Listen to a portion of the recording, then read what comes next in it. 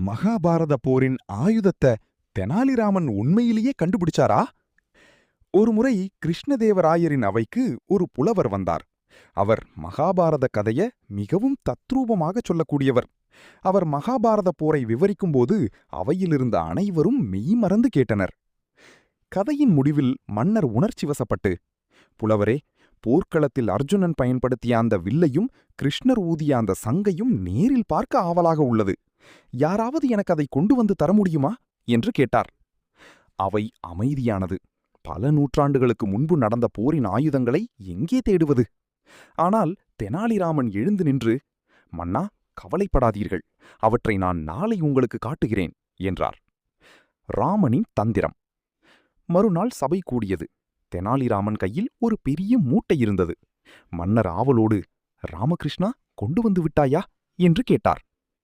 ராமன் மெதுவாக அந்த மூட்டையை திறந்தார். அதனுள்ளே 2 கருகிப்போன கட்டை துண்டுகள் இருந்தன. மன்னர் குழப்பத்துடன், என்ன இது, வெறும் கரிக்கட்டைகளை வைத்துள்ளாயே என்றார்.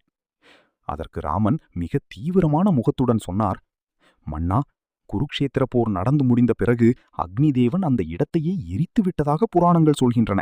அந்த பெருநெருப்பில் அர்ஜுனனின் வில்லும் கிருஷ்ணரின் சங்கும் எரிந்து இப்படிதான் கரியாக போயிருக்கும். அதையே நான் தேடி பிடித்து கொண்டு வந்துள்ளேன். மன்னரின் சிரிப்பு. மன்னர் முதலில் திகைத்தாலும் ராமன் சொல்லும் லாஜிக்கை புரிந்து கொண்டார். பல 1000 ஆண்டுகளுக்கு முந்தைய பொருளை தேடுவது எவ்வளவு அறிவீனம் என்பதை ராமன் நகைச்சுவையாக உணர்த்திவிட்டார்.